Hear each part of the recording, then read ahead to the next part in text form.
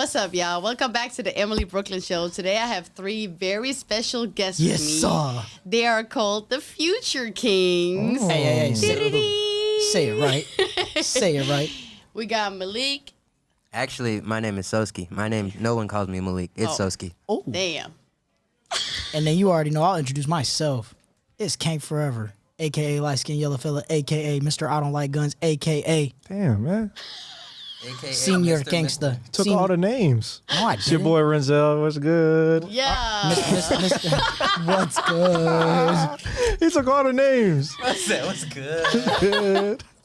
Welcome to the podcast, guys. Let's do it. How you guys feeling today? Good. We're in New York. This is rare. Yeah. Be rare. Emilie Brooklyn and the Future Kingz. That's rare. Yeah.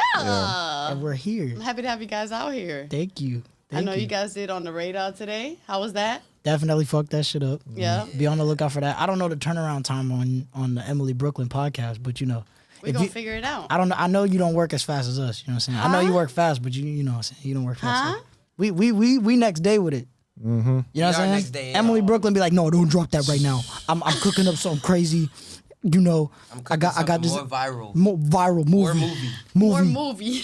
More Yeah. movie. Sometimes when I we get back from same day Denmark. with it too. Same day with it? Yeah, sometimes. Same Not day yet with type it. shit? You could do that. Like I be Amazon. doing that. Amazon Prime. I'm still holding. I'm not gonna lie. I'm holding Emilie Brooklyn collabs right now. I'm stalking. I'm hoarding them. That's what I'm saying. We hoarding content right now. Yeah. I said I'm hoarding the collab, Okay. not content. We dropping content in real time. Nah, that's a fact. We wealthy on content. I lost myself. Let's go. Let's start. Next question. Next question. Nah, but I want to hear a little bit about the on the radar. Like, what song did you guys do today? Songs, multiple songs. Records. More You guys records. did multiple songs? More Yeah. records. You know we got hits, right, Emily? No, I know that. A lot of niggas act like we don't have hits. They You think that we got definitely got one hits. joint. Nigga, we got hits, and we got hits individually. What? Damn. tell Hello, You That's hello. I crazy. ain't Tell finna her. play. I ain't finna Hello. play with these niggas on this Oh, God. podcast. Hey, you know how we cover, man. Yeah. Okay. Nah, we did Bone, but this Bone has a Malik verse on it. Yep. Soski. Nobody's ever heard that. So So that's the one that you put out didn't have a Malik verse on it. Nope. Nope. But this one does. this Yeah. one does. Yeah. Soski, sorry. Yes. Soski, yeah. Why y'all niggas keep calling me Malik? I'm sorry, Malik's the GOAT. Soski is the icon. He was on the like original that. version though. I like that. Malik Malik was on the original. Yeah. I wasn't Soski yet. Yeah. So wait. So y'all made the original, all three of you. No. Nah. No? Nope. So actually, Bone was originally a freestyle between Renzel and Soski. And it was called Early Morning Tweaking because I recorded at 5 a.m. and I knocked on Malik's door. I was like, yo, you need to get on this shit now. Yep. And he did. He came upstairs after he smoked. He's like, all right, damn, bro, what the fuck? It's early as hell, right? I And then, had- as soon as I 5 showed a.m. him, is crazy. as soon as I showed him the song, he's like, oh shit, I need to record this now. Instantly got on that. So it started between you two. Yup. Yeah. And then what happened after And that? here's the funny part. Watch this. So the group breaks up, right? And I'm gonna skip a whole bunch of details because I know we're gonna come back to Yeah. it. But it was Early Morning Tweaking. The group breaks up, right? So there's no more Soski. There's no more. You know what I'm saying? And then that's when As everything. a So now whole. it's me and Renzel, and Renzel's like, damn, man, I really wish we could have dropped this song. I'm like, we can. So one thing that Malik I know he knows because obviously when the group had broke up, we're sending each other records. Like not sending them to each other, but our verses are to each other. Yeah. You know what I'm saying? Because we're not talking. So Y'all subbing each other in the verses type shit. yeah, Literally. but the cool thing about the way that I sub is it like I'm so honest that it can't really be a diss. I don't consider anything that I say a diss. It's more of like me addressing the existence of a person that was a loved one or still is a loved one, right? So like in my verse, I'm addressing Malik's existence, but it sounds like a shot because I'm talking about him. He's not there. So when I'm like, I just put shimmering diamonds on top of my evil twin. Something like that little boy that your mama will warn you about. Do not play with him. My mom used to warn me about him because he was getting in trouble and we was always busting him out of trouble. Hey, I been a street nigga. All right. Right. Anybody watching this podcast, motherfuckers been seeing All right, TMK all right. from the beginning of the time. You know, Hey. nigga, I been about that Y'all, shit. y'all know Gilly from and the Wallow? jump. Nah, hell no. Ain't no line. So this Gilly, I'm gonna be Wallow right now. Look. He got in look. If you a good criminal, why you kept getting caught? You What was I getting get caught doing? at Walmart. Yeah, Walmart. You got caught, and then we had to go pick you never up. get caught at no motherfucking Bro, Walmart. oh What is man, he talking about? Riz, I got caught at Walmart. Bro, Not that I know. you don't remember this, but ain't never Alan, got caught bro, at my Walmart. bro, I put this on my mom, bro. I put this on my capping. mom. Alan comes in the house crying. We have to go get him.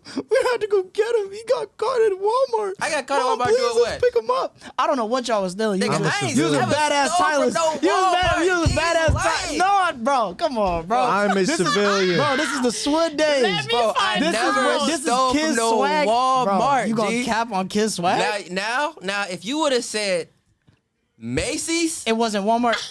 if you would have said Macy's Where did Alan have to pick you up from? or Sears, Alan has never picked me up from doing a no, crime. No. Why did Alan come in the house begging moms to come pick you up from somewhere? That's what I'm saying. It could have been Sears.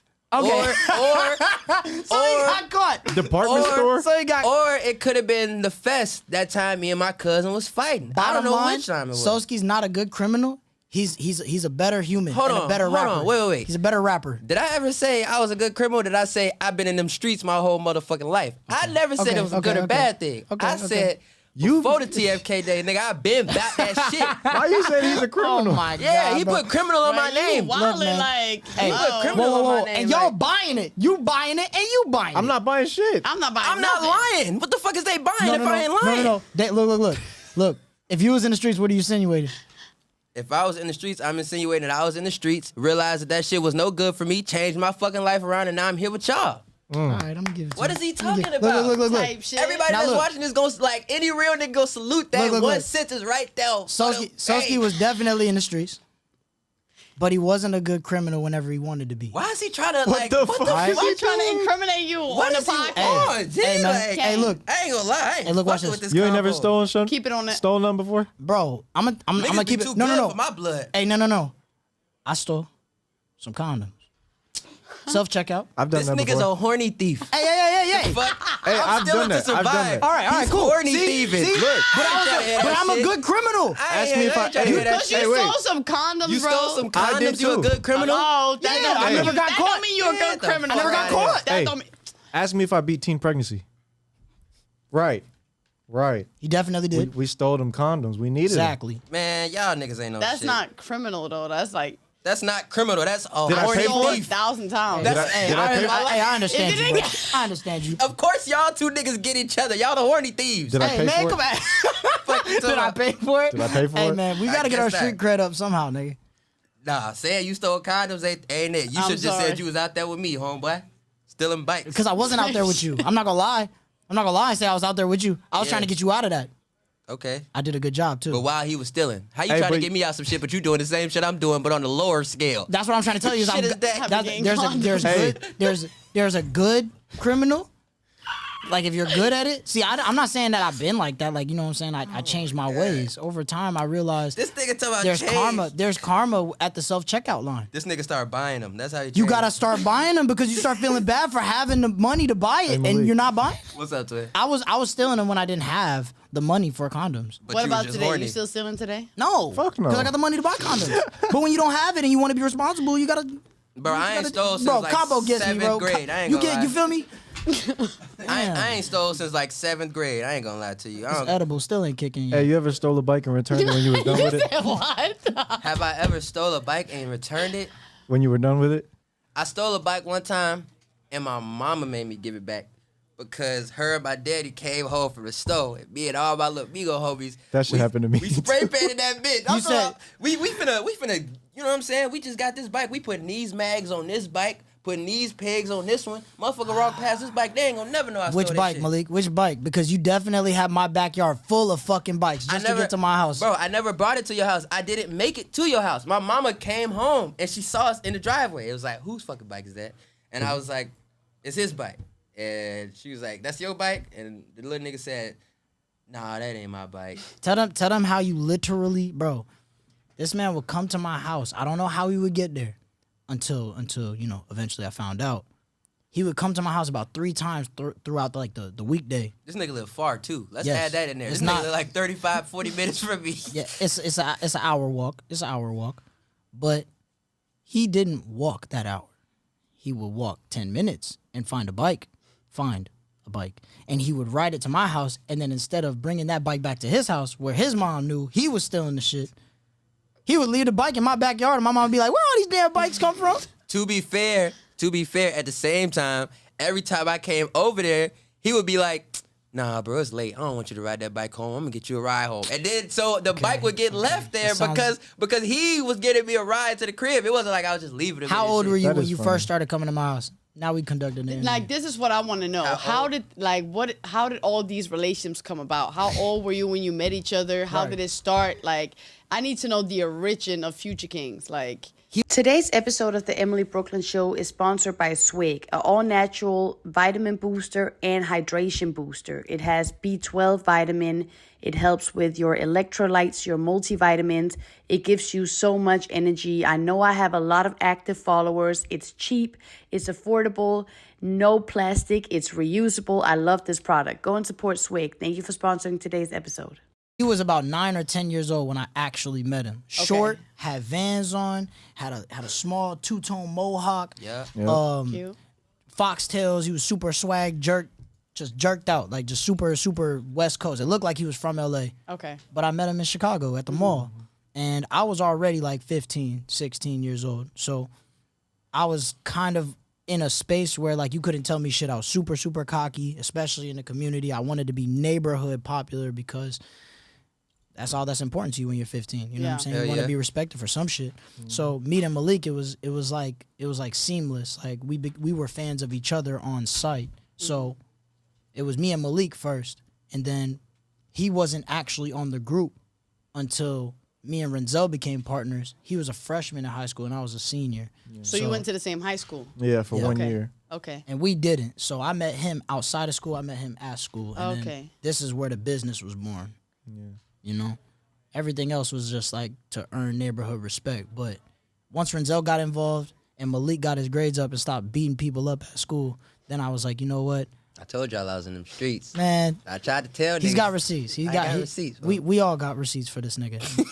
To be honest, I literally had to keep going to his school and kind of like flirting with his principals and shit like that, trying to make sure that you was doing what? He literally came to my school, bro, and charmed all of the faculty just so that I could take him out of school early so that we could get to a show or like, you know, like because the city is like it's an hour drive sometimes coming out of the suburbs. Yeah, you hit that traffic, it's over with. Yeah, so like.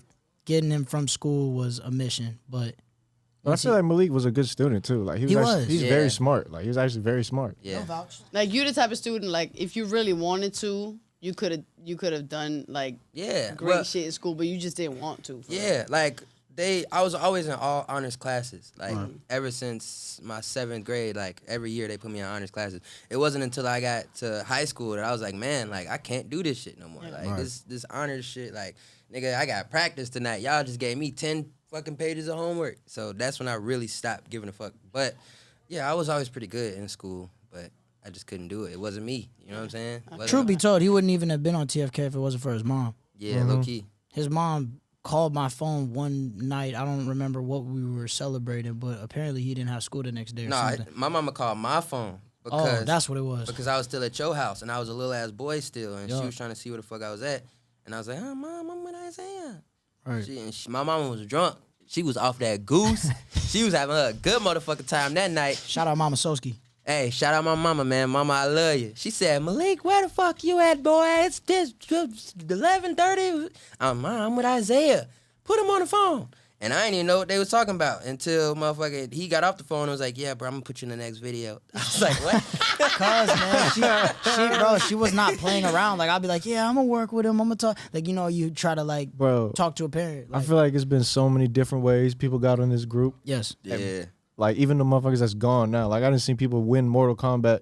And that was him. That him. Was you too? That's Malik. That was me, bro. He's the only how they person. got on the team. And it's so crazy because, like, it was a lot of niggas that just got put on. I ain't gonna say no names. Hey, I had to work for it, nigga. It's a lot of niggas that got put on that ain't here today, nigga, that I done went way harder than. So let's put that I had out to there. dance, bro. I had to dance in front of all of them. All the OGs.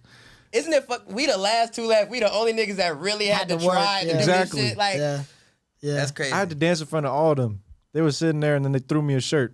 You on the group now. That's what step up shit. I was like, That's a real step up. That's literally how it went.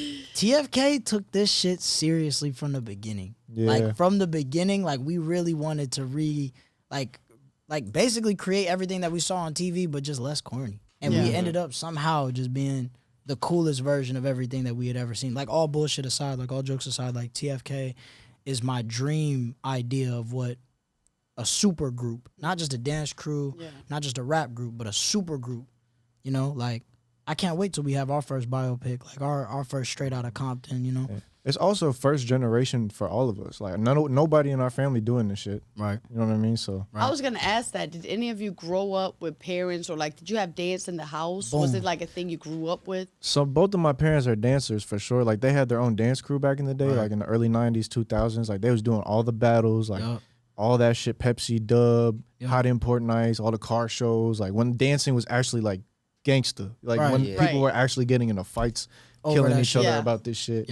So I grew up around them. And then obviously their music taste was highly influenced in hip hop and whatever was hot at the time. Right. They was growing up on some other like my mom was more like very, very she emphasized and stressed on the fact that she didn't want me or my brother to come out like shit. Like, you know what I'm saying? Like lazy niggas. Like she didn't want us to come out like that. So she was more on a business tip. But my titi Lisette, that's my aunt. Like my mom's sister, like my titi Lisette was super, super into the entertainment industry, super into dance, music, performance, acting, Hollywood, all of that shit. So like it was like her dying dream to see us take it all the way, you know what I'm saying? All the way to the other side and really, really like blow up and be famous. But she still to this day like is banking on us turning it up. Like, you know what I'm saying? Like she comes to the show. She bought me my first stage mic. Oh, that's amazing. Yeah, so she's super crazy supportive of the Future Kingz. But like that's pretty much the only real support that I could say I have in terms of like my entertainment endeavors. Like she's really locked in on that. Yeah. I don't know. Soski, you got... What about you, Soski? What was your, like, did you have any family members that like instilled it in you, or like how did you get into it? My older brother, my older brother was like a little bit of everything, you know? Like he was street nigga, but he loved to dance, he loved to rap, but he loved to skateboard, but he loved to draw, but he loved to flip, you know? So I was like every younger brother. I wanted to be just like my big brother, you know? So talented. Everything that he was doing, I was doing. That's really why I was getting in trouble the way I was, because I was watching him, you know? So I got infatuated with dance and rap from my older brother. He used to make me make songs with him when I was like 13, 12. Like, just try something. Just figure it out. Just, you know? Like, that's where I learned how to make beats, all that. So it was really him, and then once the jerking movement came around, that's when I realized I really like dance. Because when it was with my older brother, we were just Chicago footworking. Right. You know, I'm from Chicago. So before jerking was ever a thing, all we really knew in Chicago, like if you in Chicago, was footworking, you know? So once the jerking came around, it made it a little easier. And then that's when I met them. And then that's when I was really like, okay, I like dance, you know? Like, really seeing Renzel dance was like, I used to always say, bro, Renzel is the coldest dance I ever seen in my life. But like, the shit he used to be doing, you know what I'm saying? Like, that was really what made me like, dance is cold, you know? He changed that shit for all of us. Yeah. We was really just doing the freestyle shit. And then, like, choreography wasn't really a focus. Like, putting moves in a sequential order and then being able to perform them in unison with a group. That wasn't even an interest until Renzel got into the... Yeah, I feel like we swapped places. Like, I wasn't really on that freestyle. I could freestyle, but everybody always thought my freestyle was choreo. Right. Because I was so used to, like, making choreography and shit. They're like, you know, when I started hanging out with them, like, I started learning how to, like, feel more confident and just moving, like, naturally and doing other pockets and shit like that. So they put me on the freestyle, I put them on the choreo, and then we started competing. Like, that shit, that's how we really turned up. Like, we got footage of WAD from 2014 to 2019. Like, we got Prelude, we got fucking everything in the mid, everything you could think of in the Midwest as far as dance competition / showcase, we did it. And funny enough, bro, the same way that they was treating us when we first started dancing is the way they started treating us when we first started rapping. Yeah. Like, they was counting us out, talking mad shit, and then we became the trendsetters of that field.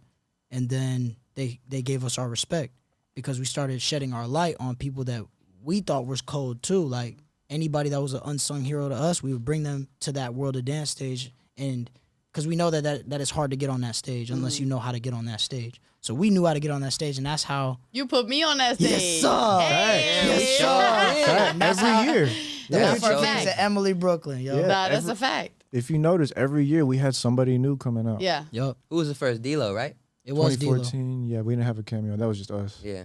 Then Yeah, we did the D-Lo. next, yeah, Then we did D-Lo, Ayo and Ayo and right? Teo. Mind you, first year that we competed at World of Dance, we stopped 8th place out of like 32 groups. Damn. And then the next year we got 2nd place. Mm-hmm. And that's when we brought out D-Lo when he did Do It Like Me. Bet you can't wait, like, yep. Millie Rock Like Me. Mm-hmm. And then Shout what out was the D-Lo. year after that? 2016, Ayo and Teo. Ayo and Teo. We brought Ayo and Teo out. So it's like that Before was Rolly. And then 2018, y'all brought me, Larry Smooth, Kid exactly, Pat. exactly. And the reason why why we did that, as you could possibly guess, and I want to know what your experience was like now. Like, fast forward, like what 5-6 years has been 6 since. years. So we've known 6. you for over half a decade, which is insane. Yeah. She Right? tried to tell me it was like 8 years. No, yesterday. I'm no. like, we talked about this yesterday, and I was like, it's 7 years ago. I felt like 2018 to 2024 was 7 years, but that's 6 years. Right. My math is bad. I tried. It's okay. It's okay. I mean, like we all make mistakes. I tried. We it. all make mistakes. He's making this a life lesson. That is crazy. No, but it's like six. It feels like a lifetime ago. I'm not gonna lie. It was a long time a lot ago. of shit Bro, happened in those 6 years, bro. I Bro. feel like a brand new, like I feel like a new human since back You then. actually had a new human in that time. No, I It had a went from human you as well. were But I being- feel like from when I went, so to be honest, I don't even remember, like this is how long ago it is. Yeah. I don't even remember how it came about. Like I don't even remember how I ended up at your, like did you DM me? Did Larry Smooth let me, like I don't even remember. I'm gonna keep it a bean. I was already scouting you for mad long, Emily. I was a real fan. Like before I actually DM'd you, I was a real fan first, and I knew that you could tell just by like the way I was watching, and I would actually comment real comments like, yo, the style, like, yo, the flow, your song selection. When I comment, I don't comment bullshit. If I give you fireballs, it's because I really don't know what else to say, but this shit was fire. But when I comment on people's shit, it's really something that I notice about the video that I fuck with, not just to like be like, hey, I'm here, I'm checking in. Like, no, like Right. I was really making real comments like the look is fire, the song selection fire, like the energy on this is so fire. So with you being so tied in to the scene in New York, and just I'm gonna put this out there just because we're being very unfiltered. go ahead. I see that you deal with a lot of bullshit. Like you get a lot of flack for being, you know what I'm saying, like technically a foreigner. A lot of people don't know that you're really, really, really here. Like you got receipts of you really being here by choice, not like a field trip, but you're learning. You know what I'm saying, and you're helping grow the space, and you give a fuck about the culture that comes from New York. Period. So like the fact that you was putting in the time to learn the style, I was like, yo, I would like to learn from her and perform with her because I'm a fan. So it started off as, hey, yo, boys, what do you guys think about like Emilie Brooklyn, like a do. Then through you, I was like, yo, who do you think could really help us with this like this show? Because I really want to bring a new element, like, and you guys are from over there and we're from over here. This is gonna be cool. And then you were like, yo, if you want light feet, you gotta hit Larry Smooth and my boy Kid Pat. hey, shout out my boy Larry Smooth and Yo. your loopy It geyser, wasn't, man. it wasn't no point in time where I Right. wasn't trying to put people on from the culture. It wasn't no point in I can see that. time when anybody contacted me Yeah. and I didn't point them straight to To the the source of source. the culture. Yeah. Like You were not a and it's crazy gatekeeper because you about said, it. because I said I couldn't even remember how that came about. But I swear to God, like still anytime remember. I got contacted for any type of shit about light feet, I was like, sure, I'll come. But Right. I need to bring him with me. Right. Like I always made sure that the culture was getting put on. And you know in any what? type of situation. And on another, like just to piggyback that, Kumo, I actually passed it through Kumo too. Kumo used to rep the Future Kingz, and we still rock together. Shout Shout out my Kumo. boy Kumo. Shout out Kumo. Bro. That's the geyser. Kumo is the game changer for the Future Kingz. Let it be known. But I passed it through Kumo, and I was like, "Yo, Kumo, what do you think about these individuals that I picked out?" He's like, "Oh yeah, Larry's the GOAT. He said he'll catch a hat from asleep." Like, it'll Nah, be- Larry Smooth is literally like, He's like, off if the you wake know up. about New York and you know about hip hop and you know about light feet and you know about like the culture, Yeah. you know who Larry Smooth is. Absolutely. Like Larry Smooth is one of the goats in New York. Like still to this day, like we cool as fuck. Like cause Whenever he had an opportunity, he put me on. Yup. Whenever I had an opportunity, I put him on. Like, Yup. we just have that relationship where Yeah. it's like, it's just, we respect each other. And that's rare. And See, I fuck with him for that because, like you said, I get a lot of shit out here. It's a lot of people course. that don't fuck with me just because of whatever. simple gatekeeping. But but Larry Smooth is one of those people that since day one I came out here, he been fucking with me and he been putting me on, and so that's when I had an opportunity like that. I'm like, I'm gonna put Larry on because I fuck with him, and did. he's really one of the goats. And Larry delivered. Actually, all three of you guys delivered. Shout out Loopy Geyser, by the way. for sure. But Kid that floor was slippery than a bitch. Yeah. I will never forget.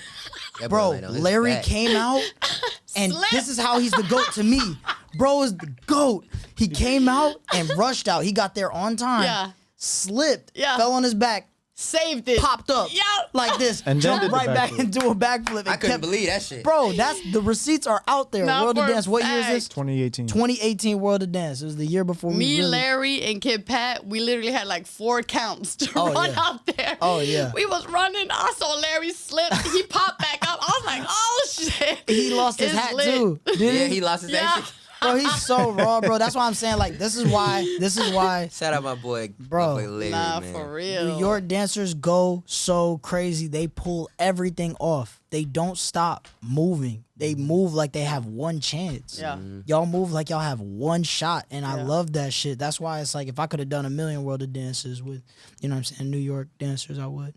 Now, New York dancers is definitely a different breed. Like, because out here, there's no, like, you can't chill. You can't be like, you have to, every time you perform, that has to be like your last Like your- best performance. Like, you have to show out every single time. I peep. And I think that's what's like really special about like the New York dance culture. You go to a light feet battle, you go like people are putting their blood, sweat, and tears on that dance floor. Like, Hell yeah. and it be for no price. It be for No, free. for real. And even For the new free. age, even kicking it with the new niggas, Shafar, Dre, Archer. Yeah.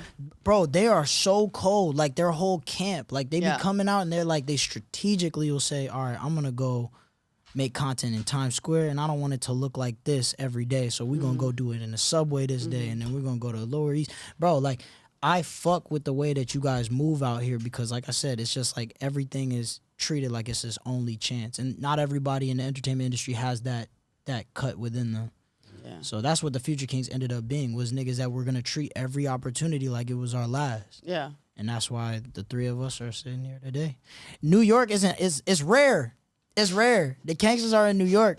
Nah, for real. The 3 vets are in fucking New York. Yeah, it's fire. And we out here for I love having you guys out here. It's super fire. yeah, it's been hospitable. Thank you for having us here on your show. Congratulations on this, by the way. I'm so happy having you guys out here. I want to know, like, dancing into music. Like, how did that come So- about? Like, that whole... Okay, I have a bunch of questions about that. But just, like, practically, how did it go from, hey, we're a dance team to, hey, we're making music? We got kicked off of America's Got Talent. What? Right. What do you mean? So after our 3rd episode, we got robbed. We got robbed. Like everybody knew we were supposed to go to the next round, but we got cut. Like we got cut, and we, even though a lot of our spirits were down, we still had to do the red carpet. You know what I'm saying? So when we're Wait. Pause.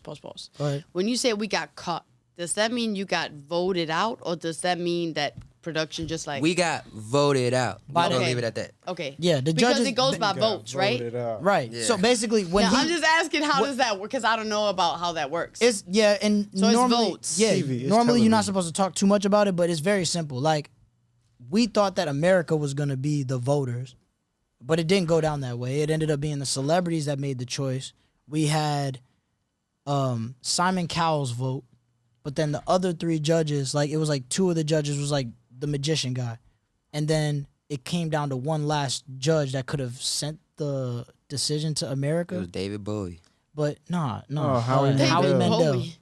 Howie Mandel. What? So Howie Mandel, yeah, not That David nigga Bowie. David Bowie. Do you know who that is? Howie Mandel. Howie. That nigga David fucked us, man. He fucked us David over. David Bowie. Don't slander David Bowie. He ain't got nothing to do with this. That David nigga Bowie, you David good? Bowie. Bro. He gonna watch fucking this did us shit. wrong, David man. Bowie dead, right? He gonna But watch this Howie shit. Mandel, he Is he dead basically now?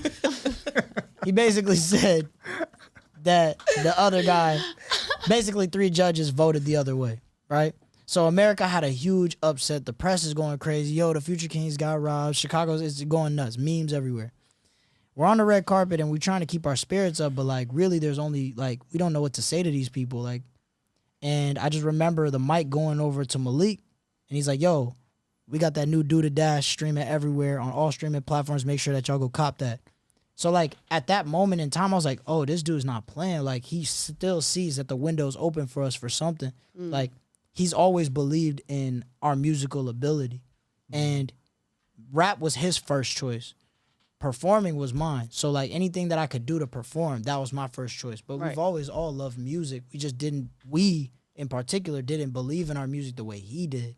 He made all of us believe in our musical strength and like our potential. So him banging it like that, like him jacking our music, like saying like, yo, go stream this. I don't give a fuck. We could lose this. We could end up here. We could end up there. A lot of people think that like he looks up to us because we're older. And that might be true because he looks to us for like, you know, lifetime type of leadership, like life experience type leadership. Some senses, But in a lot of senses, we look to him for like music advice. You know what I'm saying? Not just music advice more than like the spirit of what the Future Kingz music. When I play TFK music, right? And it's not musical advice. I think it's more like when I listen to TFK music and I'm not with you guys, I'm by myself. I literally can feel you guys over my shoulder. I feel both of you guys like my niggas is with me right now. Like I could go fuck all of this shit up. Like today I'm about to go grind. Like it's hustlers music for me. Like when I hear TFK music, I'm like I'm about to go get this shit now. And I got my niggas with me, so I'm fearless. You know what I'm saying? Like I got my posse with me. So Malik was the essence. His spirit was the essence of where that energy came from. Every time we jumped into a studio or on a mic, or like Renzel would have his mobile set up in the closet, like the confidence that you're hearing on this, it came from conversations we had prior to. Like, nigga, go in there and spit that shit. That shit sound fire.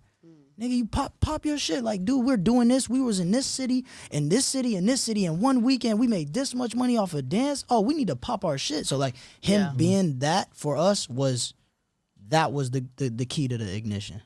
And where did you get that from? Like, where did that like confidence come from? That's a good question. Honestly, I don't know. I just really felt as if we could do it. Like, there's not like one certain thing that clicked in my head and was like, oh man, we could really do it. It's just when we were making the music, I was hearing the music, and like I've been a music connoisseur since I was fucking 6 years old. Like I know music, you know, so I'm listening to our music. I'm like, shit is really good. Like this is not what other people are making, especially other people that came from dancing. You know what I'm saying? Like we making real music right now. Like this is some shit that we could really hone in on. So that's really what it was for me. And plus I always wanted to be a rapper. So I was like, man, we need to do this shit, man. Like, come on, we need to do this shit. But really I don't know. Like I just knew we could do it. Yeah. That's really all it was. I just had that faith in us, you know? That's really all it was for me. A long time, bro, you were the biggest fan of the group. Yeah. In the group, you were the biggest fan of TFK. Niggas couldn't say nothing about TF. Nigga, you couldn't say you ain't like our shoes in front of me. Like, you might have get knocked out of your shoes. You know what I'm saying? Like, I really used to be on that. You know what I'm saying? Like, I still on that. You know what I'm saying? But when I was a shorty, couldn't tell me nothing. You know? Nah. That's dead serious, bro. Like, I'm not gonna lie. I didn't even, for me, it was like, oh, we gonna have haters regardless, no matter what. I don't give a fuck. But for him, it was more like, how dare you? For me, it was like, nigga, you want to hate? Okay, back it up, nigga. Come fight me. You know what I'm saying? That's what I was. But I realized you can't be like that with everybody. No. That shit don't solve everything. Yeah. I got older. Yeah, that's good. Man. But so 3 Vets was like the first, like that was the viral one. Yep. I wouldn't even say that. I would just say that's the one that like. That's the one that gave us mainstream. That's what I mean though. Like musically, 3 Vets is what put you on the map. Call the Cops. I'm asking you guys. That's how you feel? Yeah, I feel like Call the Cops was the one that made us start buzzing. Shout out DJ Ferris. Like Call the Cops was the one that made us start buzzing around Chicago. Made niggas start listening to our music around Chicago. But that was like 2 years before 3 Vets came out, right? Like that was a minute. But when 3 Vets came out, that was the one. Like, that shit was that was that shit went everywhere. Up quick. Like, it was everywhere. It's still to this day screaming crazy, hard, like, crazy numbers, like it's a classic. Yeah, it's a classic. It'll never go away. Like Jeremy called it a cultural phenomenon. I'll never forget that. a cultural phenomenon. I know you crazy. went through some stuff with I don't know how much we can get into it, but I know about 2K. Oh man. Were they using the dance or were they using the song Dance. or what was it that was going on So there? here's the thing. Okay, so the song, obviously, like, we're getting credit. Like, the Future Kingz, 3 Vets, it appears in the soundtrack. This is so dope to us. Like, 2K is our favorite game. So this even being possible for us is insane, right? And a lot of people know the song from that game.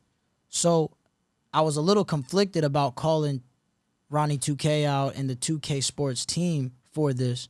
But at the same time, I had made so many efforts to try to, like, make it right that at one point I was like, all right, well, even if I don't take this the legal route, I still have to address it. So I addressed it in the music. Like, they took my dance that changed my life and they used my likeness in a video game to appeal to a mass audience of young, impressionable consumers.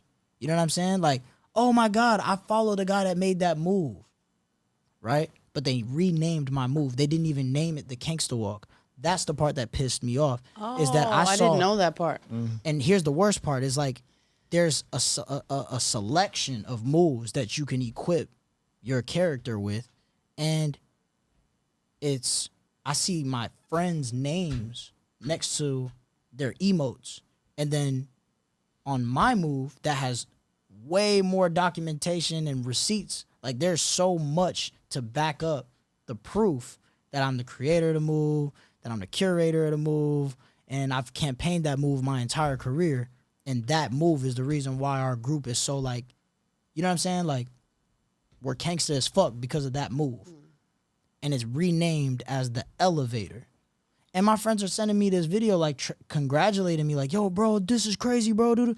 And a part of me was like, a part of me was so proud, like, wow, like, that's crazy, like, we're making that kind of noise. But another part of me was like, damn, here we go again with this like lack of, like, what kind of lazy ass shit? Like, that's just lazy. Like, and I couldn't see myself as a person that gets like, I look at Ronnie 2K like I would look at myself, right?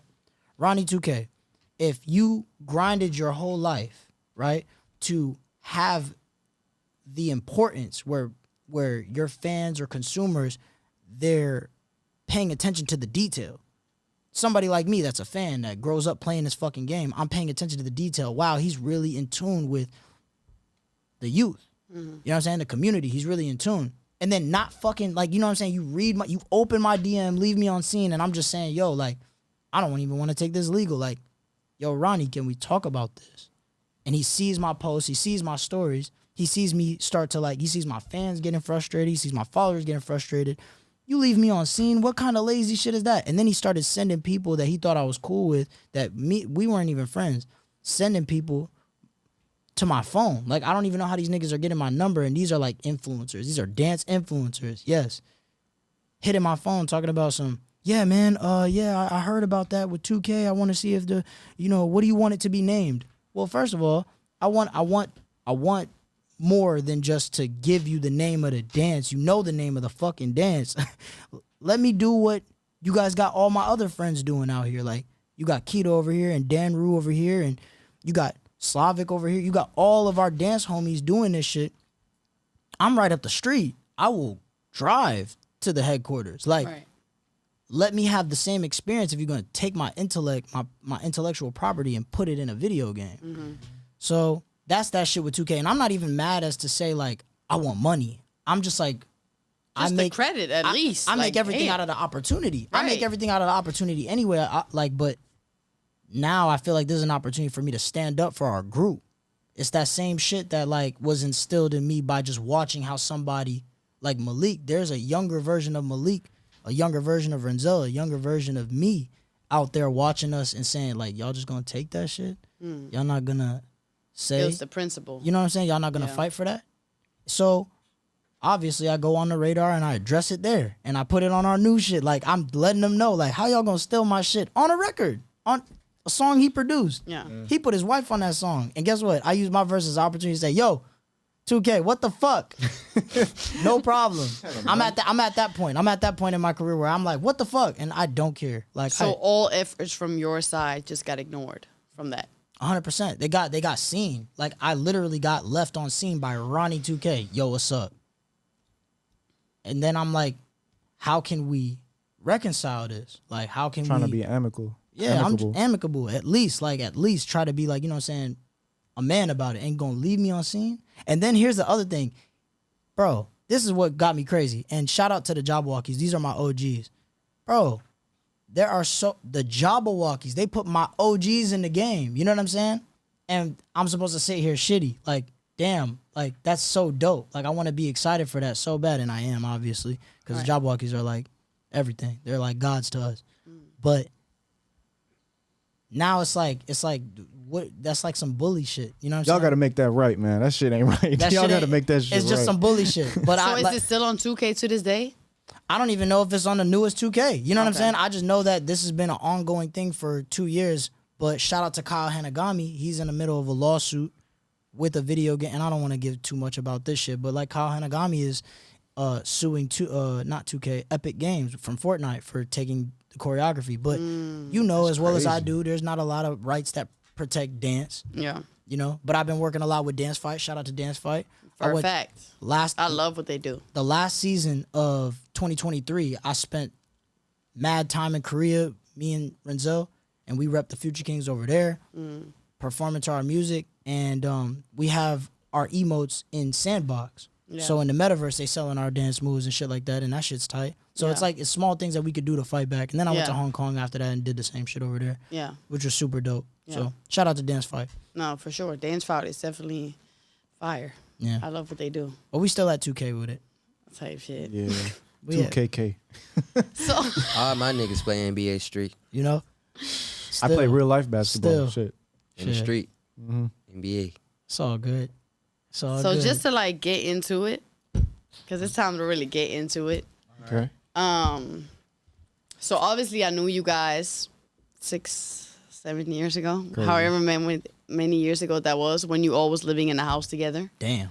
I came to visit you guys. I lived in the house with you guys. Yes, you did. It was a dope ass experience for me because I was like, this is fucking fire. What was that like for that you? was fucking fire. Like, you need to remember, I'm from Europe. The shit like that don't exist out there. Damn. And then I moved to New York, and I'm out here dolly. No family, no friends, no nothing. I'm just doing my thing alone. Yeah. And so to come in a house like that and to see, like, first of all, the group, and then just, like, outside of that, girlfriends, family. Like, it was just a family vibe in there. Yeah. Like, it was really, really dope to experience, and just like the hospitality of how you guys took me and Larry and Kid Patton and like the whole World of Dance experience. Like, that was just super fire. Just off the rip, I want to say thank you guys for giving me the opportunity. Like, that was dope as fuck. Crazy.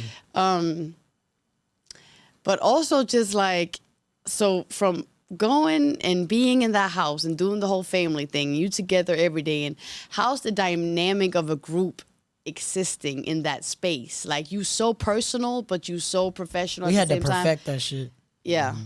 That was a lot of practice. We had to lose that shit to understand. Like, and I don't mean lose it like we went, like, we couldn't afford it anymore, because we was taking care of it, no problem. But like, we had to lose, I would say, like everybody got kind of, not everybody, but there was a comfortability that everybody kind of had reached personally, where it didn't have that excitement that you had when you walked in. That might have felt like that for you, but I know over time, as a group, for some people, I know it's just not the same. Like, some people are like, damn, this shit at one point means the world to me. And now it's just like,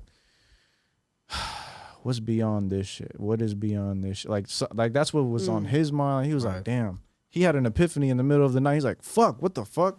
This ain't it. Like, we supposed to be doing more. Like, he had like, man, our music's supposed to be bigger. Like, we got real epiphanies and real ideas, but unfortunately, like, half of the group obviously is no longer on the group.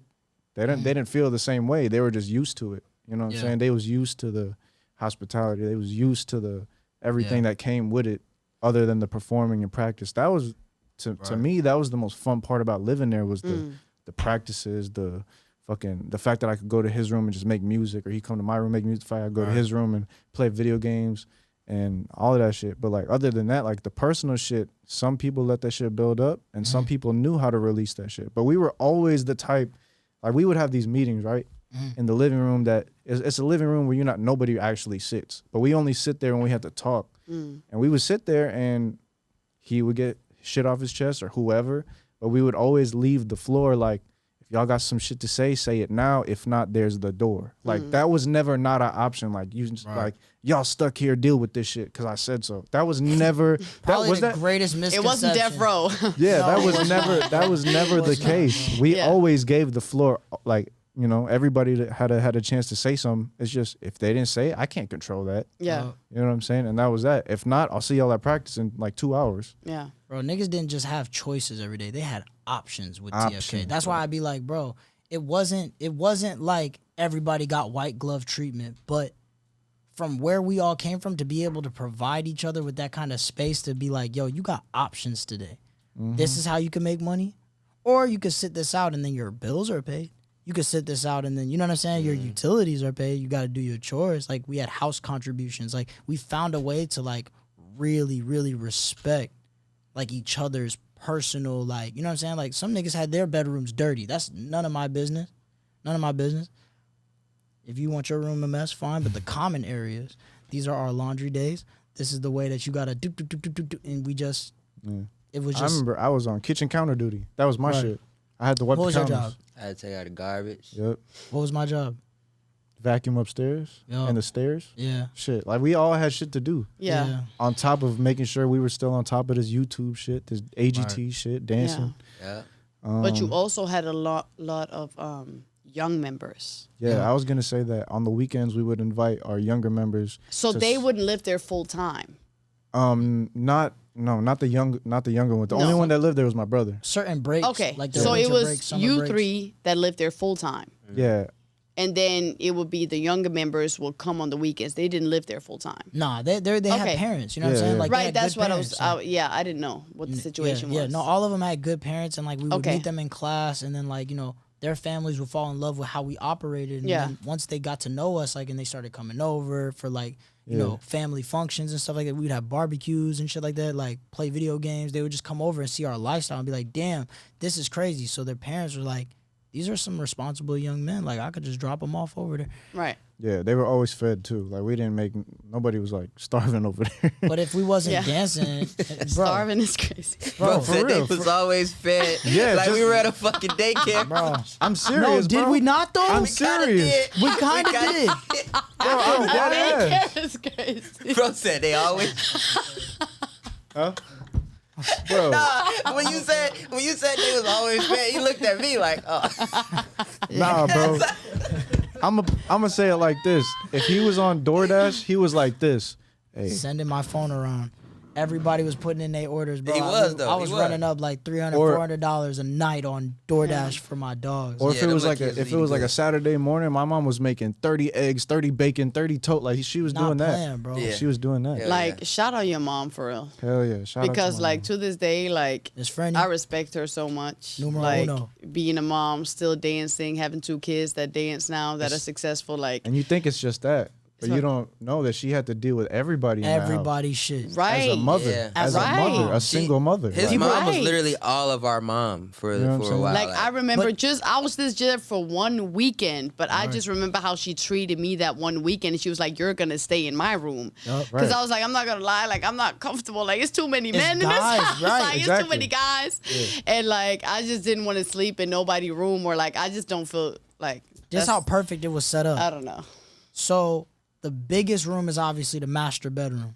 The master bedroom obviously has a bathroom connected, a hallway, 2 walk-in closets, big ass. You know what I'm saying? It was she fire. got 2 beds, full-size beds in her master bedroom, and she had an office right there. Basically had her own space to be a lady, to be a mom, so that Rufio could get to and from the shop. So she had her situation, and then everything else was like based on like who was the oldest and who had more stuff or who required more to do what they had to do to be on a group. That house was about, if you have something to contribute the group, this group is going to give that back to you. And you know what I'm saying? So if all your time goes towards making this group better, all your free time goes to make, obviously Malik gonna have his choice of room, Rizal gonna have his choice of room, and I'm gonna have my choice of room.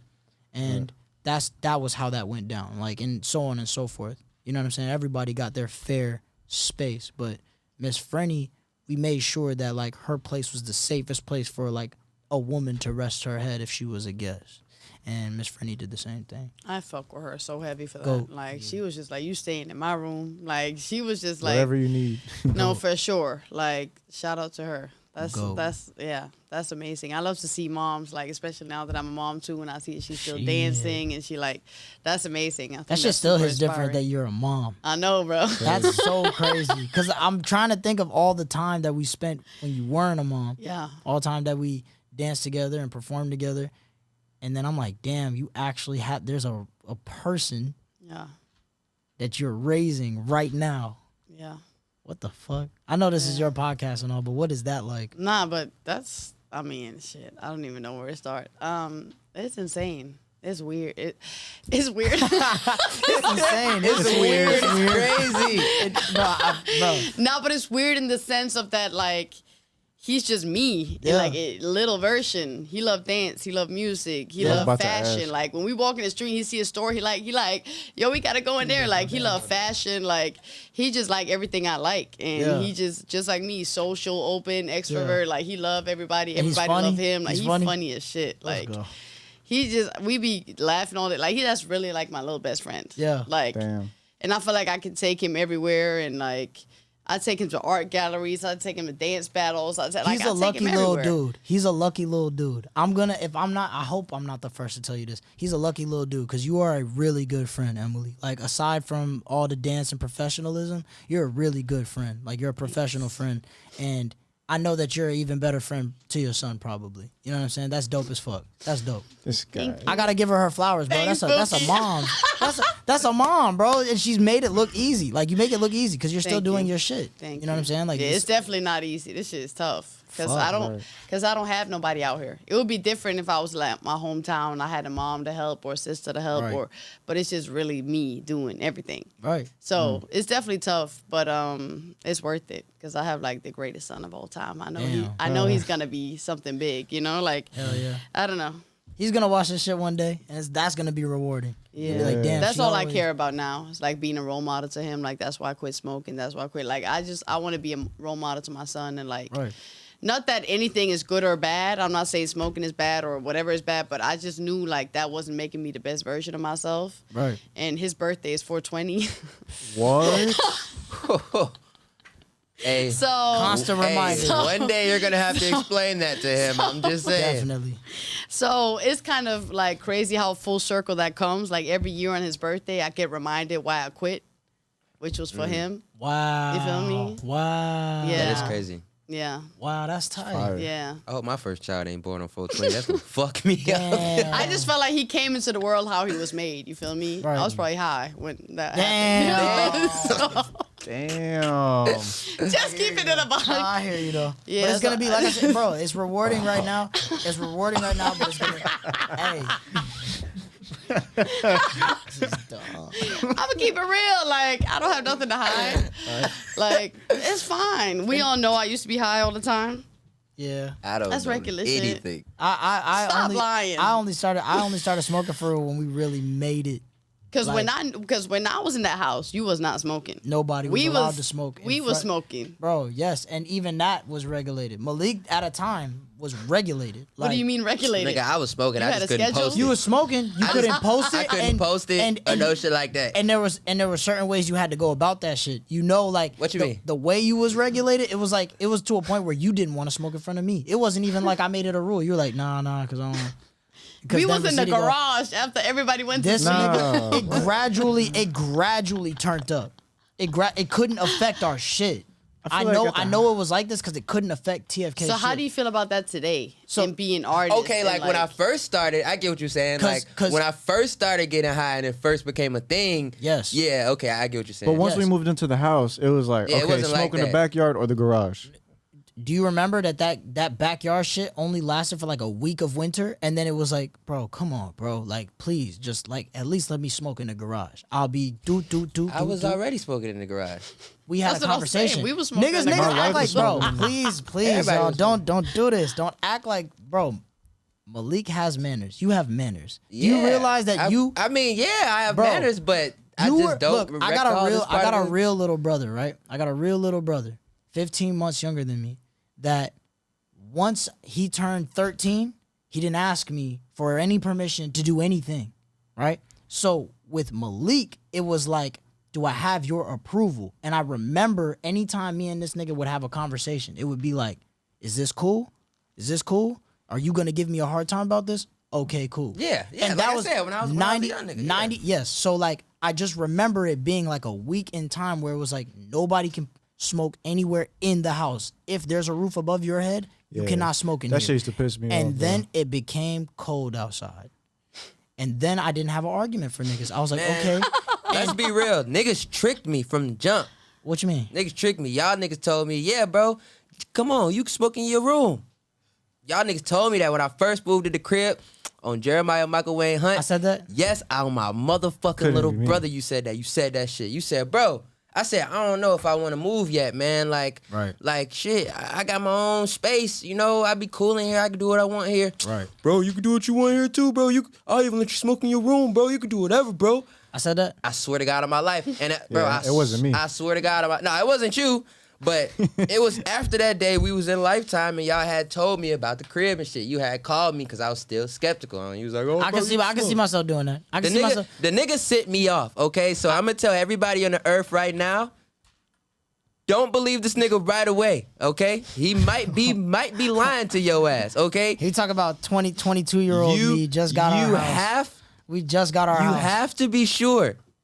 Receipts. You have to be sure. You have to You probably confirm. should, because I will change my mind, and I'll change my mind if it obviously doesn't look like it's gonna be. He'll send you compatible. off. It's not with even our that. He just situation. sometimes you just don't be remembering like innocently. Like that's the crazy part too. Like he'll innocently not. I have a selective memory. I Innocent have send selective off is memory, too. crazy. I know Let's how start that goes. there. Yeah, that's what it is. I got selective memory. So Yeah. like it'll be like I'll remember some shit that if it was important to me, like me and him sitting down and it meant something to me, that he was like, hey bro. You probably just wanted him to stay in the house, and he was like, "You can come do your shit." And then once he moved there, it was like, "Bro, you can't really like." Bro, he I don't think he it knew, would- he nah, knew that's what he was that- gonna do. But I he feel was like- gonna finesse me. Now I was gonna get there. He's gonna be like, nah. we Whose ain't room doing was that. above your room? Let's solve this right now. Whose room was above your room?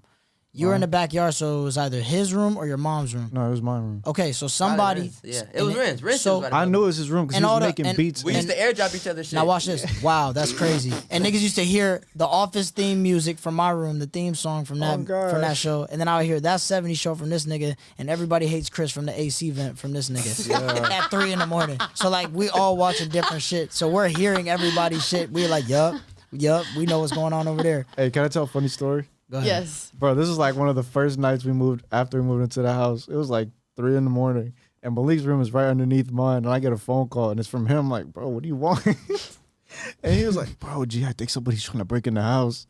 And I'm like, what do you mean? He's like, bro, just come downstairs, bro. I'm scared. Like, not like scared, but he was like, bro, just come help me. Like, help me. What? I come downstairs and all I didn't have like no BB gun or a real gun at that. Because in Chicago, it was way difficult to get a gun. But I had an airsoft gun and like a real like 2x4 piece of wood in my closet, like that I could use. So I walk downstairs. The first thing I see is Malik with a flashlight. He got like an AK-47 BB gun. And he's like, bro, I keep hearing shit in the window. Can you like? He's like, bro, go check. I'm like, and I'm holding like a piece of wood. I'm holding a piece of wood. He got this big ass gun. I'm like, why don't you go check? You got the whole shit. He got the whole setup. Like, you'll be better off than me. He's like, nah, bro, just do it with me. So like we check and like nobody's there. There's nobody outside. I'm like, bro, you tripping, bro? Bro, I don't remember that. I had to be high as fuck. He probably was. So what did it end up being? It was nothing. I checked. I checked every window. We Was talked. high. I had to be zooted, bro, because I don't even remember that, bro. I swear to God, I don't. Wow. Man. Yeah, like That's funny as hell. I remember having that big ass AK-47 BB gun though. That shit, yeah. I remember that. Man. I was like, what the fuck is he talking about? That's funny. That's Nah, funny but as hell. until I started smoking, I was really, really like uptight about everything. Very. I was Yeah. very uptight about everything. So that's why I'm not shocked. Needed a blunt. This nigga, if anybody ever needed a blunt in their life, it was this nigga, boy. I swear to Because God. all I cared is if we was gonna make it or not, nigga. And it Yeah. didn't look likely for some time. I I was promising y'all niggas the world if y'all worked hard, nigga. I was like, bro, we can do We need to get it together. we can do any fucking thing if we really pay attention. He And, like, called me once and bitched me out for like an hour straight. because I posted on my Snapchat a video of me smoking while I was on a field trip. And he was like, nigga, you trying to fuck up? This is when I was 17. Fucking brand? And that's crazy because it's crazier because Renzel is the reason I smoke weed right now today. And I don't smoke weed. What? Yes, Renzel got me high for the first time. You see this? I was an innocent young man. This nigga. Watch this. You know what? It's like the cheese touch from Diary of a Wimpy Kid. His wife is the only reason why I smoke the way that I do. His wife. We passed it on. And she doesn't smoke anymore. And What? that's one of my best friends. So you both quit, and now you I both wasn't smoke. even really in it. Like I just did you was that just shit like recreationally. Like I'll do it. Yeah, Gletus, you are so bogus for that shit. Folks, we bonded That's over that crazy. shit. Folks And then had she's me like, well, high I as hell. quit. Folks had me high as hell in LA that whole motherfucking week, boy. Then I came back home. I was like, man, Yeah. I think I'm finna get high Hey, again. but that was also, it. Hey, but I will say thank you for that 1 week of smoking with me because we was making some music. Like that was like my first time in the studio. Wow. Yeah. The first time I ever laid a track down like professionally. Like That was shout in LA. Shout out to J. Craig. I was fucking high as fuck, and I don't know what I was on, but my confidence was up. Like I was saying anything. Oh, you talking about them first J. Craig sessions? Yes, Oh yeah. in yeah. Chicago. Yeah, we was high as hell, bro. That was cool. Leave me alone. That was cool. But I stopped after this one rainy night, and I was driving to get some food with Malik. I was like, I can't smoke anymore, bro. I'm done. You just stopped. Yeah, I was tweaking. Bro, it be real dark in Chicago. Like it was dark. long ass main streets with no lights, no street lights. Like, You remember how he said he had his own place? Yeah. So I used to kick it with him. We used to listen to beats and just freestyle in his room. And we was smoking in his room. And then sometimes he'd be like, bro, gee, take me to 7-Eleven. Let's get some snacks or let's get some actual food. So I was like, all right, come on. It was raining and I was high. And that was not a good idea. yeah, he was fucked up. Nigga Yeah. pulled over the car. We sitting in the parking lot of some random spot for like 15 minutes. He sitting there holding his head. Nope. Yeah, no more weed for me. Yeah, Long story no. short. That was probably a good choice. Hey, I'm glad bro showed me this shit though. I ain't gonna lie, cause it's good for me. Ain't good for bro, but it's good for me. I'm at a point where like now I only smoke the grower circle. Shout out to the grower circle. I'm at a point now where I only shout out weed brands that give me weed. Shout out Grower Circle. They be giving my boy shit. Yes, you know what I'm sir. saying? Yes, sir. Shout out what's that name? Smash brand. Oh. Yeah, they be giving me all them edibles and all that shit. Yeah. Oh. Send some more on folks now. Flight bites. Flight Bites? Shout The out edibles. Flight Bites. Send them through. Come on. You guys fuck with edibles? Cookies. Shout out Burner. Shout out, hell yeah, shout out. We just gonna go that way. Shout out Cookies by Burner. Shout out Tyson Ranch. It's Tyson 2.0. Shout out Khalifa Kush. Fuck going on. All right, we gotta be Shout a little out- exclusive. A little exclusive. Okay, I'm just trying to say, because any of these weed brands want to fuck with us, you know what I'm saying? We put it in the air. Shout out Lifetime Fitness. We put that shit in the air. Fuck the bullshit. Anytime Fitness. Yo. What? Anytime Fitness is All crazy. these gym, Yeah, bro. he Do you want to know wants a gym some real membership. shit? We got free gym memberships from Anytime Fitness And Lifetime. and Lifetime Fitness. Lifetime Fitness. And how is often do crazy. y'all go to the gym? No. This is back in the day. Nah, them I'm, shits tell- been I'm telling you, because we were on AGT, they were like, please practice here. Yeah. Use our dance studio. Oh, We that's got dope. eliminated. They kicked us the fuck Yeah. out of there. They Niggas took said, our oh, shit. y'all not on no more? Y'all not in no more? No. But the reason why Lifetime is so dope is because 24 hours, got basketball court, got a hot tub, got a big ass masseuse. massage parlor. Like they was offering top of the line services for us for free, and Oh, that's yeah. just like a $300 membership. Yeah, Like, that shit was dope. And there was like 10 of us, Oh, yeah. 12 of us. So we was in there until like 4 a.m. plotting in the hot tub. Like, hey, we should get this house. That's when we got the cribs. Oh, God. That's how the idea came about moving in together. Like we Jacuzzi was, time. it was like 4 a.m. We was like, damn, we should. Like, I'm tired of dropping y'all off. Word, he said we was plotting in the Hey, tub. No, Like, for real though. Hey, pause. no. Check this out. Tub? He didn't say She tub. I said jacuzzi. I said jacuzzi time. What? She playing. Talking about, you said we was plotting in the tub. Stop playing with us, G. Now look. Fuck rock. Hey, we ain't ever did no shit like that in we our go. motherfucking life, G. Here we Stop go. playing with us, man. It was No, but that's fine, It was though. jacuzzi. It was That's jacuzzi. fine. It was Get jacuzzi. your money up. We would be Not your funny. look. My best advice for anybody who has a group or wants to be in a group, the hardest thing to do always is not gonna be to make something. It's gonna be to link the fuck up. Every time I notice that niggas be like, yeah, bro, but you know, I be trying to have a group, but niggas don't be trying to, and then they stop there. They don't even explain why they not doing the shit. But really, it's just because niggas don't link up. Like, Yeah, for real. we made real effort to spend real time together because if we're going out to eat, we're gonna come up with an idea for we're gonna come up with something to laugh about. Right. We're gonna have an argument, a debate, or something. And nowadays, you take out your phone in the middle of one of those debates, and then you and your friends are the hottest fucking comedic group of all time. You know, and that's what I love about the Future Kingz is that we've been viral for almost fucking everything you could go viral for that could keep a smile on a viewer or a fan's face. Like, we're funny, you know what I'm saying? We're fly. We're talented as fuck. We work hard as hell, and we're the Future Kingz, dude. That's crazy.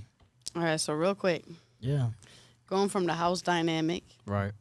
into the 2-year Breakup. breakup Damn. into the we in New York on the radar. Yup. Damn. So what happened in those 2 years? Like what made the breakup happen? What's and also, okay, first of all, I want y'all to sound in on that first. Okay, before we go into that though, who is the Future Kingz today? The 3 people sitting right here at the table? Nah. Okay. So there's more members. Yeah. Okay. There's more people that more the same. people Right. that this shit Okay. don't work without. Period. That's Gletus. That's Miss Frenny. That's Rufio. Rufio. That's Ditto. Odell. That's Odell. That's Miss Kim. Yeah. You know what I'm saying? Like, and there's many others. Like my titi Cameron. said. There's people. Cameron. There's people that we can't even like. I can't even. There are people that are not on stage with us. That if it's not for them, We wouldn't be there. it's not even. It's not even gonna work. Right. You know. And like Shout it out took. DJ HB. Shout out DJ Facts. HB. Like, do you see what I'm saying? Like, it's just everything now. It's like it gets to the point where everybody who believes in us is a part of this shit. Like, you know what I'm saying? Because when they believe in us, they show it. A lot of people be like, yeah, I'll help you with X, Y, and Z. But there are some people that are like kamikaze. You know what I'm saying? There's some people that are like help because they really fucking want to help. Yeah. Yeah. They want to help. They're just gonna do it. Yeah. Campo. Compo God. I just hired this nigga today. He's the fucking GOAT. This nigga's right behind the camera right now taking all our shots. That's my shooter from now on. Shout out my boy Campo in the motherfucking building, Sir. man. Yes, sir. Overlooked heroes. There's like certain people that like no matter what, like I'm never gonna get to the bottom of the list of people that this shit does just there's fans that like if they're not DMing or their DMs stop, I'm like, damn, like I must be fucking up because they believed for this long. No, yeah, consecutive absolutely. days. You know what I'm saying? For So like sure. That's what keeps you like, I don't know, for me for sure, that's what keeps it like going. Like, oh, okay, these people believe in me. I gotta keep going. Like, Yeah, people Right. want to see you me know. win. Yeah. Right. So it's like, yeah, the Future Kingz, when you see us arrive and there's more than one, you're looking at the Future Kingz. If you see Soski by himself, Soski of the Future Kingz. Kang by himself is Kang of the Future Kingz. Renzel by himself, Renzel of the Future Kingz. But like it's you know what I'm saying? Like now it's all about it's kinda like can you stand alone? You know what I'm saying? But as far as the breakup, I was gonna let them size in on that shit first because I had a Go ahead, thought. Soski. Let's hear your side. Man. Oh, yeah. Shit. You want me to start? Yeah, you go ahead, bro. Cause I really don't even know where to go at, like immediately. Well, I mean, into like it. you could just go from what happened as soon as the fucking group broke up. Like, Oh, okay. So what like, was it like for you as soon as the group Those broke 2 up? years. Like, Okay. So I mean, when the group broke up, shit got weird. Not gonna lie. I just wasn't used to being by myself so much, you know. So that was like very weird for me. Like the all of a sudden just constantly by myself. And for a minute, I didn't know what to do with that time, you know? Like, I was just kind of sitting around looking at the fucking wall. I'm like, what do I do with all this time by myself? And that's when I really started honing in on the music. And I was like, okay, I need to take this time to figure out who I am, what I sound like, because this is what I want to do, you know? So for me, I just tried to record as much as I can, just stay doing something that didn't have me sitting looking at a wall, you know? And like shit, the whole time I was thinking about these niggas, and that's really where a lot of the like shots and shit was coming from. Like I'll be recording and I would think about y'all niggas. I'm like, man, fuck them niggas, man. I'm just say some bullshit. You know what I'm saying? Like that's where the shots was coming from, because I would think about niggas. You know what I'm saying? Like, so for me, it was just a lot of being alone. You know, like, and for me, I always hated being alone. Like I would have girls tell me like, oh, you're not the type of guy, you don't like being by yourself. And I didn't understand it until I was really by myself. I'm like, man, I really don't like being by myself, you know? So I had to learn to be by myself and to enjoy it, and to realize that there's nothing wrong if you are by yourself. You just gotta, you know what I'm saying? Like, yeah, it was fucked up. It was a lot of shit going through my head. My mind was like all over the place, you know? But I knew that I wanted to talk to these niggas. I just knew that, like, I knew that I didn't know. That's all I knew. Like, man, I want to talk to these niggas, but I don't know. So for me, it was just working by myself, you know, doing this music. I made that Big Papa, and that clarity came in when that shit dropped. I was very upset not when Big Papa was successful, but when it was successful and I couldn't be there to tell him, yo, bro, like, you did that shit. Like, you did that shit. Like, how does this feel? Like, this is all you wanted was people to remember your voice, like, hear your voice, like, bump your voice. They're bumping it everywhere. Like, I have questions. I'm, like, so obsessed with perspective. I felt robbed. I was like, bro, all this work that I put in to being here and delivering so that, like, he'll remember, like, I'm here for you. And I couldn't even fucking, like, toast a glass with him to Big Papa. And now that's what... Well, we'll get around to that, but that was hard. That was a thing for me too. Like, I didn't have nobody to fucking celebrate with, bro. Like, I was really just like, yeah, this shit raw, you know? Like, this shit raw. Looking in the mirror, yeah, you did that. You know what I'm saying? Like, I want to thank me. Yeah, like, oh God, I want to thank. Like, you did that, nigga. You know? Hell yeah. It was just really being alone, bro. And it's like, now that I'm with them, it just feels so normal again. Like, I can say dumbass shit. And, you know, like, I can just blurt shit out now and get a laugh. You know what I'm saying? Like, I'm not just sitting there thinking of funny shit. And, you know, like, it just goes back into having real friends again, you know? Being around the motherfuckers that you want to be around and you should be around, you know? So, yeah. All right, Renz. Damn. That was well put, bro. That was such a good answer, bro. Fuck you. Hey, thanks. That's his perspective, though. I know. You had your own, and that's why I don't even want to... Yeah, I was very happy when Malik, like, was finding success on his own, even though I didn't know what he was going through personally. I couldn't even imagine. But from my side, it was more like me and Malik weren't really like super close unless music was involved. Like, and that's just real. Like, we didn't have too many deep conversations like they was. Like, but me and him really bonded over this music shit because like we was figuring it out together. Like, we was really in my room, my closet, like, on GarageBand, trying to figure out if GarageBand or Logic or Fruity Loops or which one of these is the best. What should we get? Like, we spent $1,500 at Guitar Center, got everything we needed. And we was recording backwards. We finna do this shit, and we was recording with the mic backwards for a year, and we didn't even know. Bro, Call the Cops was recorded on the mic backwards. But I was tight. I was tight because I was like, damn, yelling bro. at that bitch like this. Yeah. Got no airways, bro. Shit, they played that shit on the radio though. Backwards mic or whatever.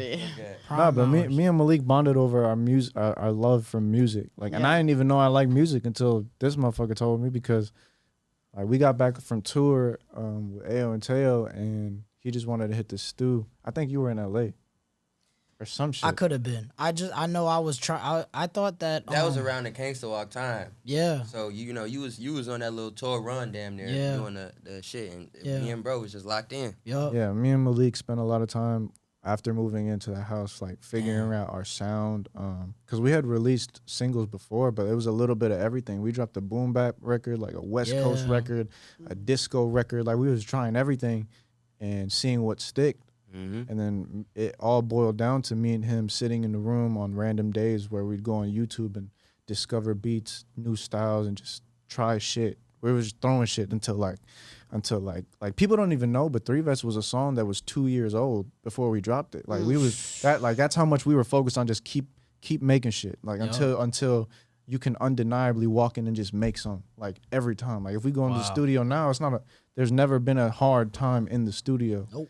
And I didn't know that. I didn't know I could do that until we started applying pressure with the music. So with those 2 years of him being gone, like, obviously me and my mans held it down on the music. But obviously I missed making music with Malik because that's what we really bonded over. With him, for both of us, we shared like a real brotherhood. Like, we're like, I could talk to Rasidi about real shit all the fucking time. But I couldn't always talk to Rasidi about music shit And me and him did have different tastes in music. We did. Like me and him have a more similar taste. But I couldn't always talk to him about mine. He's like, man, get that bullshit out of my face. Yeah, bro. I was ready to tell a story. I didn't want to talk about everything being lit because it just wasn't just lit anymore. Yeah. It was like, damn, I'm hurt.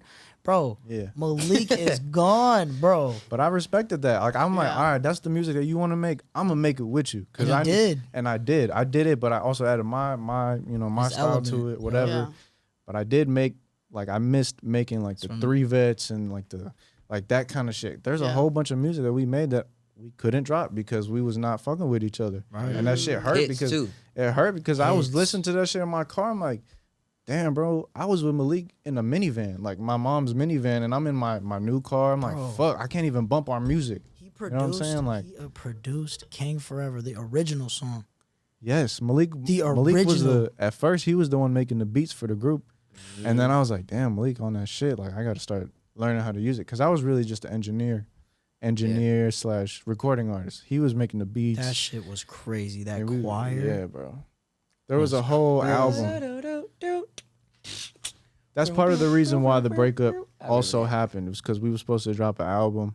But before we dropped the album, people, like, our communication started getting weaker.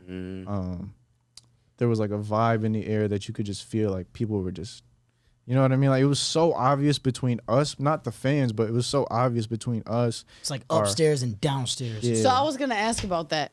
We don't need to get into the nitty-gritty details, but was it professionally or was it personally? Like was a mixture of both? Both. It was both. Okay. The breakup? Yeah, a mixture of both. Okay.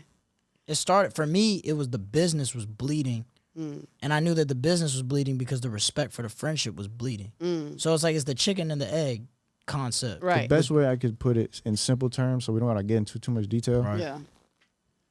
We got a little trap spot in Vegas, not that kind of trap, but like we got like a 2-bedroom apartment in Vegas. Right. The main sole purpose was so that we could fly there, have a pit stop. Have a pit stop between Chicago and Chicago's where we lived. Vegas, we got a 2-bedroom apartment. LA is where we didn't want to live, but we wanted to go there whenever. So we would fly from Vegas to Chicago, stop and stay there. Anybody was welcome to stay there if you Chicago to Vegas. Yeah, Chicago to Vegas. If you was in the group and you wanted sunlight, you didn't want to deal with no snow, you didn't want to deal with the cold, you want some good quality like lighting, whatever. Because Vegas really got the same shit as LA, just no traffic. Because everybody had excuses why they didn't want to make content. But everybody was sliding to Vegas at first. They're like, okay, this shit kind of fire. Like, this shit fire. And then slowly, less people started coming and coming and coming. And me and him had to play kind of like captain over there. Like, all right, I'm going to watch the ship while you go handle that. I'm going to watch the ship while you handle that. Right. But over there, it was really just Malik in Chicago. And we were wondering, like, why he wasn't trying to come over here with us. Where he usually is. Like, we're always together. There's never been a dynamic without that. But, you know, like, people... let's just say people got in his ear. People had opinions. People had opinions that weren't really valuable opinions. They were unsolicited as unsolicited. Fuck. If you're not one of us 3, you can't have an opinion on how we get this shit done. Especially if you're not doing anything. You're not one of the 3 that's really getting this shit done. I'm not saying are you participating, and this isn't to shit on anybody that was a part of it. I'm not gonna ever do that and shit on their efforts, but you're not an instrumental part of getting shit done. Yeah. This was what was required to get shit done. Yeah. Everything that we added was like, okay, how can we sell them?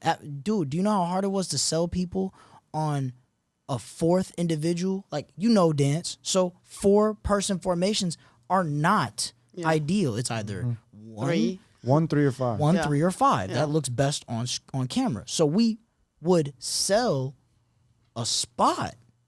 Like, you know what I'm saying? Give people an opportunity to show like, yo, like this could work. But that was what we did to create a space. Malik would tell me all the time, bro, I feel like it's just going to end up being us 3 because, and how would you say, like, because you're either TFK or you're not?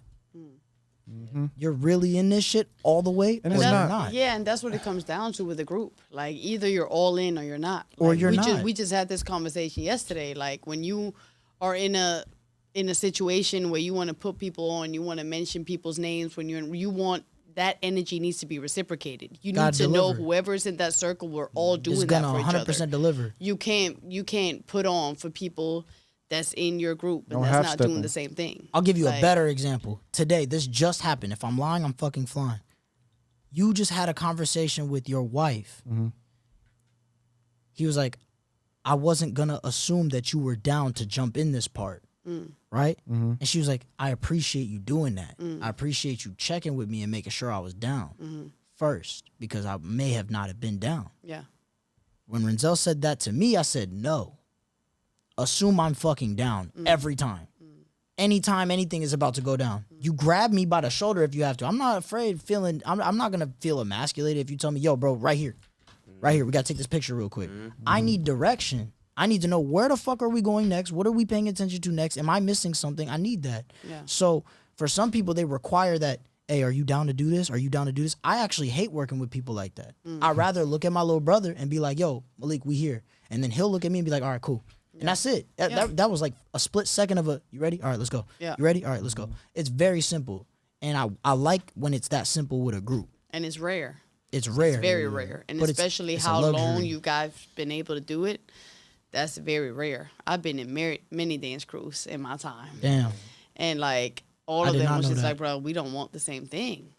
Like we not going as hard, or like we don't want to do the same things. Or like I'm in a room, and every time I'm in a room when you guys not there, I'm making sure I'm putting our name on, I'm mentioning you, but you not doing the same shit for the group. Like if it's really hard. It like is hard. we just talked about this yesterday. I was like, bro, like having a group, I look to that as an inspiration from somebody that's doing everything by myself. Right. I look at a group dynamic and I'm like, that's amazing. You guys have each other. You guys can talk, help, advice. Hey, I need some content, shoot it real quick. Like, it's different. When I have to shoot content, I'm like, yo, I got to find somebody to shoot content. Like, it's different when you doing everything by yourself. Right. So, but I also know a group comes with challenges. Absolutely. Because it's multiple opinions, it's multiple life journeys. Yeah. Everybody's on a different journey. Yep. Like, you might learn something this year that you're not going to learn in 10 years. Straight and up. so, like, when you all on different life journeys, but you're trying to do something together simultaneously at the same time,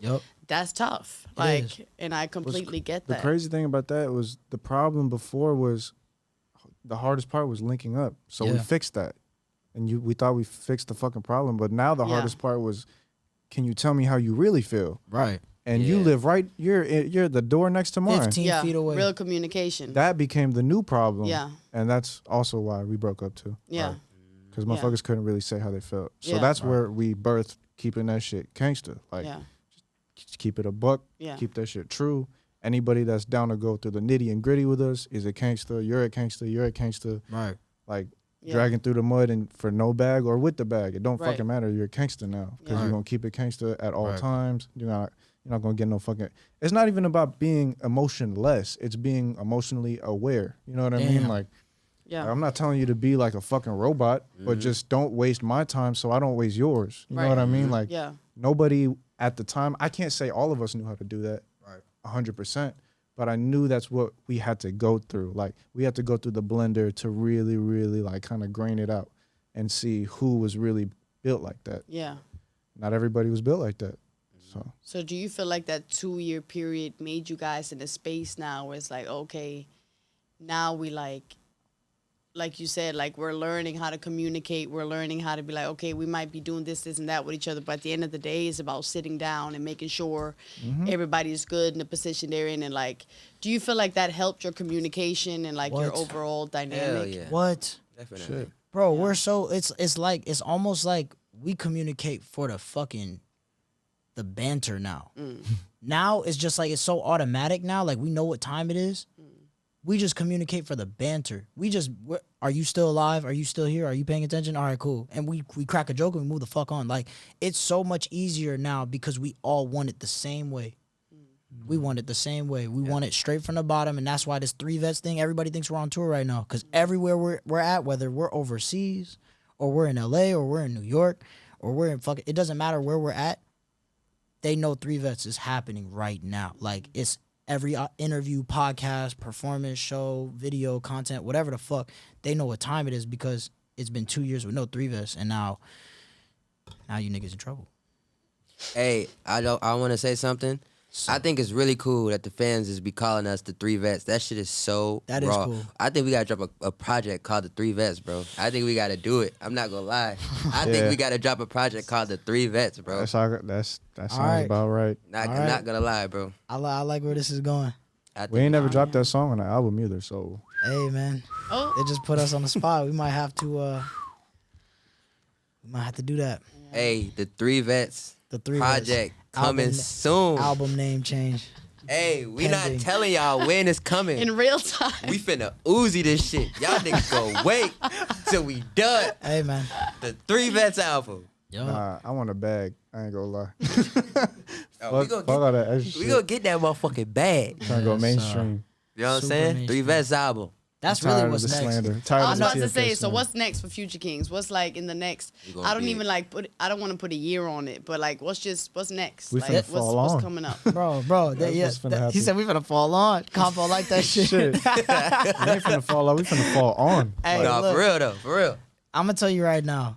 The reason why I understand and I realize what time it is with the Future Kingz is because Soski has put just as much time into Soski as he has with the Future Kingz. Renzel has put in just as much time on forging and creating Renzel. You know what I'm saying? Like the artist, the entertainer, the businessman. And I'm doing the same thing with Kang. So now we're in a space where the stronger we make the group, great. But the stronger we make ourselves, the stronger we make the group. Absolutely. At an exponential rate. Yeah. So we just we're always in a self-improvement mode. So Kang, keep talking. I've been working with Shaq of the Real Goats and Wave Pool Productions. So now I got like a team with me helping me work on Kang. You know what I'm saying? Like on my catalog. And Soski has done the same thing. Renzel has done the same thing with his family and his, you know what I'm saying? So like our relationships and our time apart, that's what has created what's gonna happen next. Because now we got the Future Kingz like the back of our hand. Like it's nothing. Yeah, and all of our family it's know nothing. too. They're like, please just do it already. Like, they're just no, like- right. they're already on that timing with us. They're like, we know what time it is. Yeah. Go. You've go. been talking about this shit for 2 years, bro. Go do Yeah, that shit. Bro, Yeah. No, it's super fire to watch you guys and what you're doing. Like you're definitely. I know you're a big inspiration for dancers and hell yeah. dancers turn rappers and Hell yeah. rappers turn dancers. Because y'all could do this shit if you're good. If you put in the time to be good, you could do it. I learned that from these niggas. Yes. Anybody Yeah, right bro. now, I'm telling you, bruh. You think just because you a dancer, some dancers, you like me, bruh. You really a rapper. You Right. gotta really try it before you knock it. You know what I'm saying? And- You gotta try it. And get good at it. Get good at it. My photographer be spitting. He sent me 2 tracks before we came here. That shit's good. Shout out Compo God. Bro, anything you can do, well, you need to try to do that shit. Suh. Streaming, bullshit. cooking, whatever. Anything you can do well, you need to at least try for Do that it. goal. You know what I'm saying? You got to. It's- Yeah, and don't be scared to step out the box. That's what I. That's what I felt. Wait a personally. minute. You, Miss Viral Music. No, I just Miss Miss Obsessed. Movie. Miss Viral. Miss Bow. Miss Miss Bro, Bow. you did that Who Phil shit? Hey, no. This off the record. Yeah, I don't care if killing you me. stop recording. Yo, you went Whoville all yeah, the the holidays. Went million after million after million, and Oh, then I said, did "All right, that. I'm about to No, drop a they track. was wildin'. I'm about to drop a track." Went obsessed, and then we got the opportunity of just going to the studio with you the other Yeah, night. facts. We went to the studio the other day. That was And fire. really put another one together. Yeah. And put another one together. Another Yeah. classic. That's on the way. Yeah. I didn't get to go to that studio session. Well, was well, late, you wasn't actually might I was have at to, Quad Studios. Yeah. You, Oh. Hey, that's crazy. Yeah, hold on. That's actually crazy. I was gonna say you should go to her to her second. I'm gonna be at Quad. Oh, okay. my bad. Pock and Puff. But anyways, yeah, like I'm excited I'm for just the Emilie Brooklyn and Future Kingz collab. We gonna make something one day. It's, I'm sure we it's gonna on the do way. something. It's on the way. We already got 3 songs. No, but for Music real, video it's a done. pleasure seeing you guys doing what you're doing, and you're definitely a big inspiration for me, and I know you are for a lot of other people. And thank you for coming on here Thank and you, telling you Emily. guys story. And sure. it's been a pleasure having you guys in New York. Yeah. Give your Instagrams, your individual Instagrams, real quick to the camera. Start with Renzel. Renzel Roque, RENZE, 2 L's, ROQUE. Yep. Yeah, and I'm Kang Forever, KANG, FRVR Forever, no E's, no O's. Yeah. And I'm the boy Soski, SOSKI with an X in front of it. Straight like that. Yeah. Remember to like, comment, subscribe, share the video. Thank you guys for coming out. That's a wrap. Yes, sir. Yeah.